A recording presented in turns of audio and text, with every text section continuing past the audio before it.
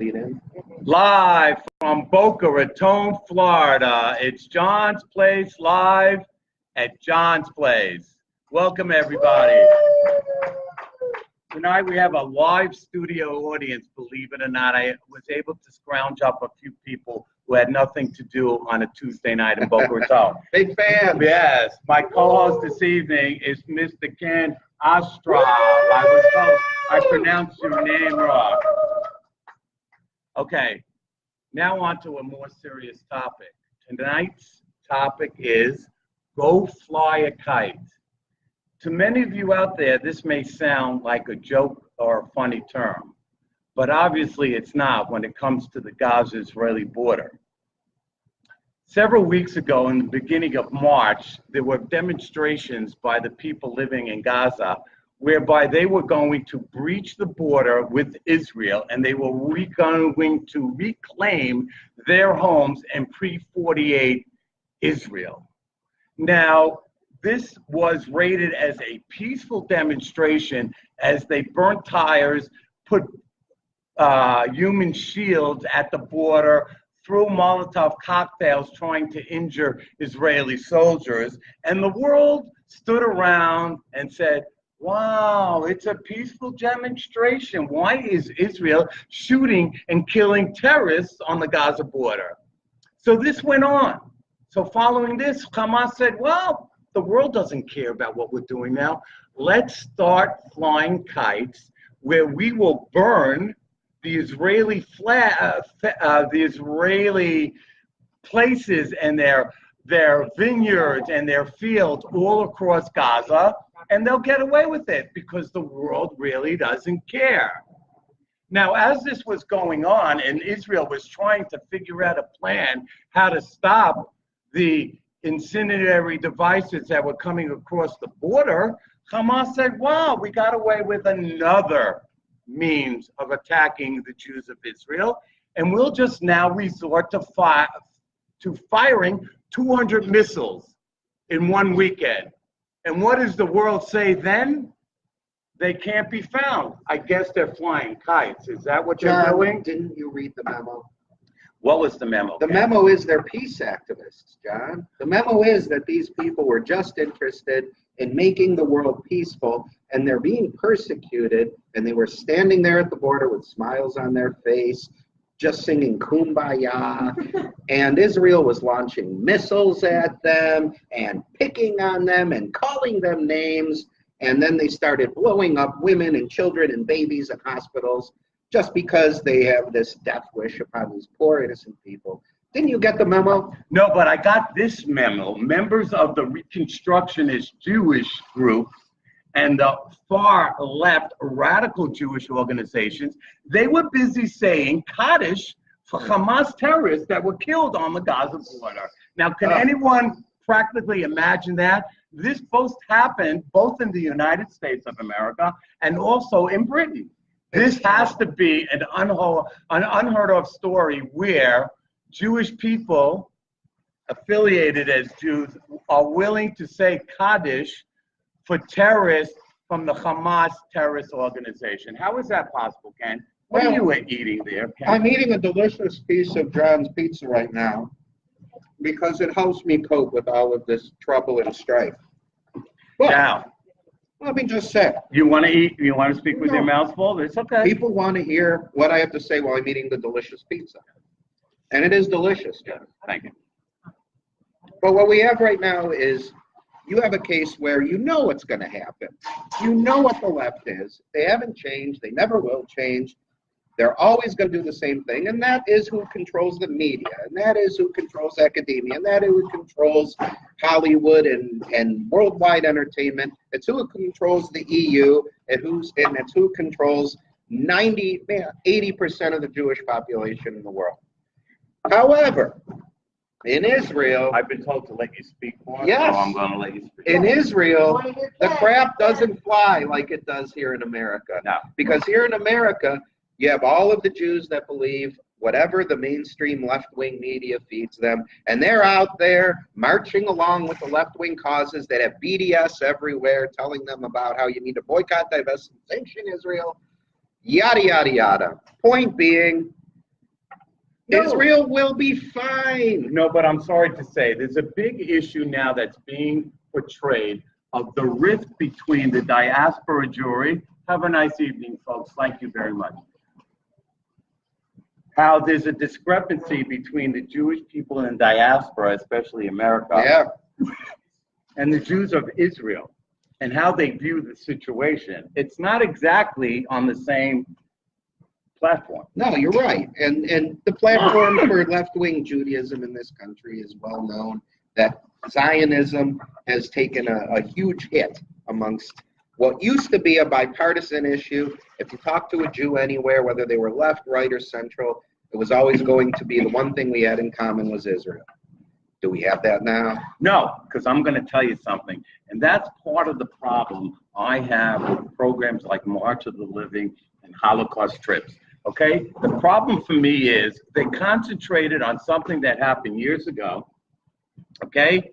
Something that is a horrible, horrible event. But the world really doesn't care anymore about the event. They use never again and Holocaust. It's just a simple term. I will disagree with you on March of the Living, because March of the Living is a trip that shows both sides of it. It shows what happened in Israel, what happened in Poland, and the concentration camps, and all the negativity of the Holocaust, and the despair and the horrors. But then it also finishes with the Am Yisrael Chai of Israel, and coming to Israel to show that you didn't beat us. It actually brings out more of a Zionistic and strong attachment to Judaism. I agree with you. I've got to say, on you. most things I agree with you, but I agree with you to some extent. The problem for me is that this is all they are taught about the Jews in exile for 2,000 years. They don't discuss the pogroms in Russia. They don't discuss the Inquisition. They don't discuss what happened in Italy. They don't discuss what happened in Hebron. They only talk about the Holocaust, which is a horrible, despicable, disgraceful act. But we have to look ahead as the Jewish people who believe in never again. What is before us? What are the problems that we are looking at head on, and what are we doing about that, Ken? Well, the problem is this. We have a case of this cognitive dissonance, if you will, where they can look at what happened in World War II with the Nazis and remember it as such a horror because it was in association with something that they perceive as a right-wing cause that they can connect to today's right-wing political parties.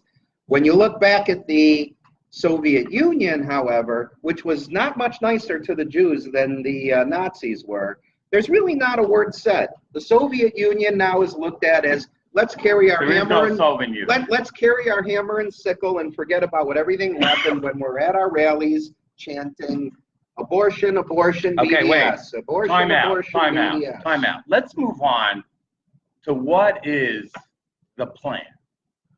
What is the plan? What is Israel's plan this time around with Hamas? What do you think, Jim? Well, the question is, I believe that Israel is planning this time around is going to be a final. The final solution, John? This is going to be the last round. The problem is Israel needs other countries in the region, and this is the chance, excuse me, for Saudi Arabia, for Egypt, to step up to the plate, along with the UN, which is useless, or along with the EU, which is also useless, but with the US, and find a plan the day after Hamas is finally eliminated. You know, it's really funny. The world looks at Hamas and they think that this unbelievable power that is controlling a little space in Gaza. The question is, if Israel takes them out once and for all, what's going to happen the day after? Well, that's where these other people, it's not going to be Israel's problem.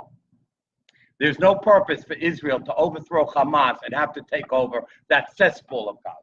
And that leads to what I think is a sensible solution. Let's hear it, please. Well, if you look at the nation of Singapore, which is a successful nation, a thriving nation, clean, they're peaceful. Yeah, they have a little bit of a authoritarian issue going on maybe in their government, but at the same time, they've done a pretty good job. with, oh, I don't know, 6 million people living in a square area smaller than the Gaza Strip.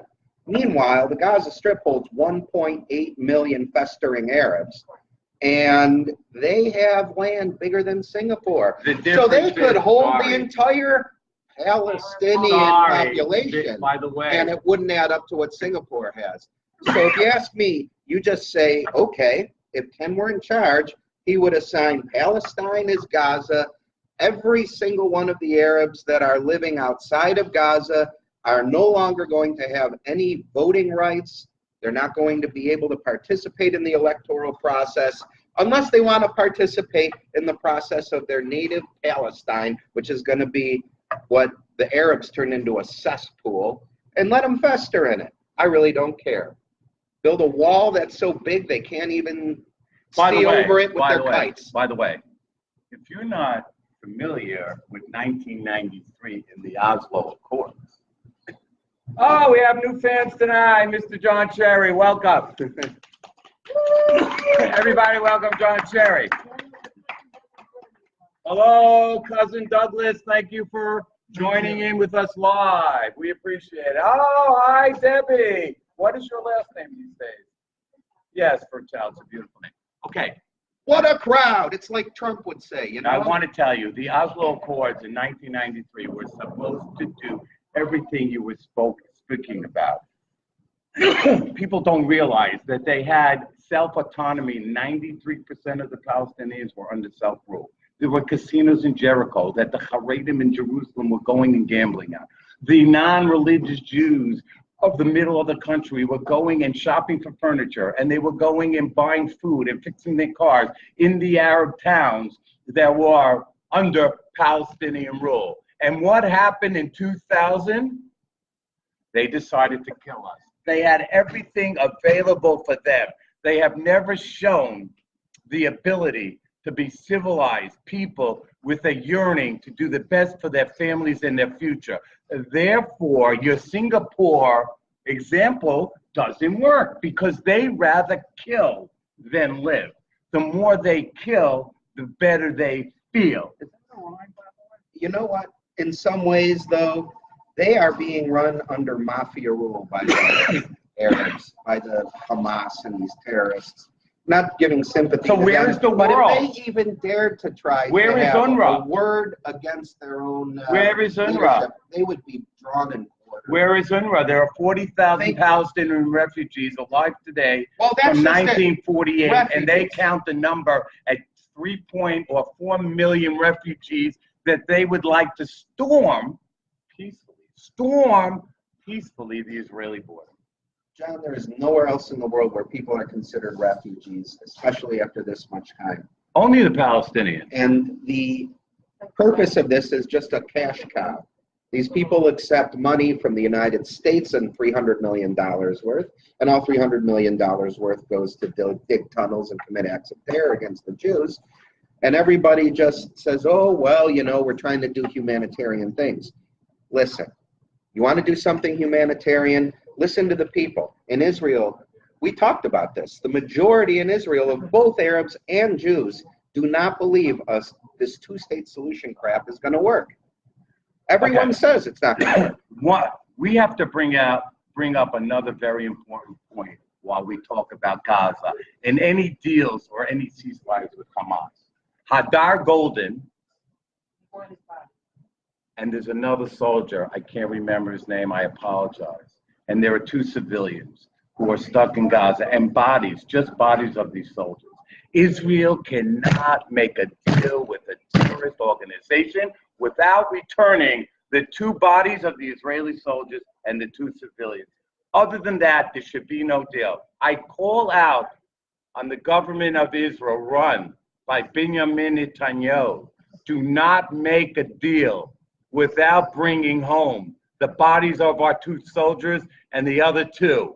Enough is enough of the suffering for our families in Israel. What do you have to say about that?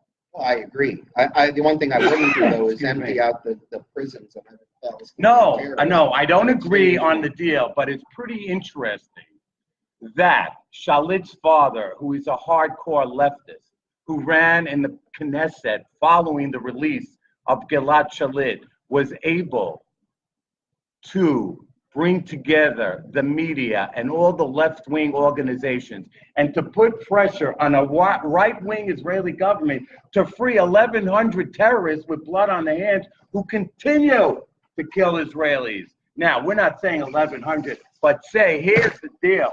The leaders are going to be knocked out one at a time if our bodies of our soldiers and our citizens are not returned.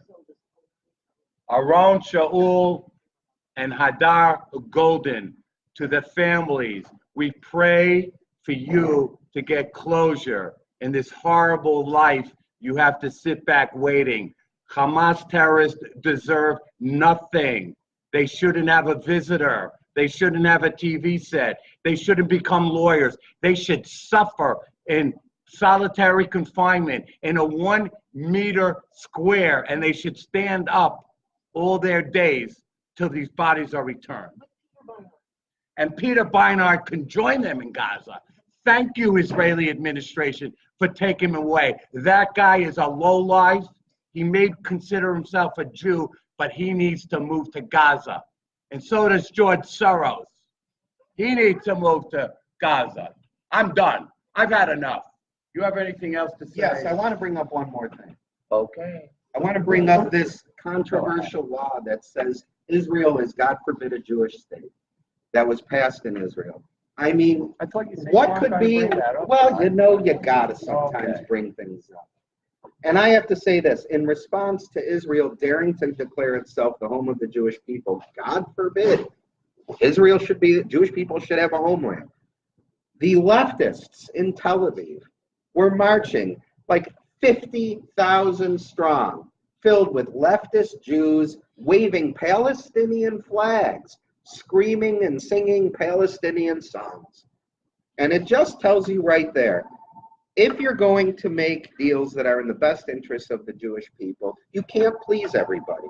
You just can't. You can't say, you know what, we have to make those people happy too. If those people are not happy with the fact that Israel is a Jewish state, tough. Listen, here's the deal to the world. Tough. You know what? Israel has a little tiny state. To be nice. 8 million people, not all of them are Jews. They have other people, Christians and Muslims, who live as Jews equal. This is the Jewish state. You don't like it, tough. This is the final frontier, and we will not budge, and we are not ashamed of having a Jewish nation for the Jewish people. You people didn't give a crap that we didn't have a Jewish nation before World War II. How many millions of Jews could have been saved? So guess what? It's a Jewish country. Don't like it? Leave it. And I'm done for the night. Signing off. Thank you all very much. Thank you, live audience. Thank you, Ken. Till next time. Have a good night. What?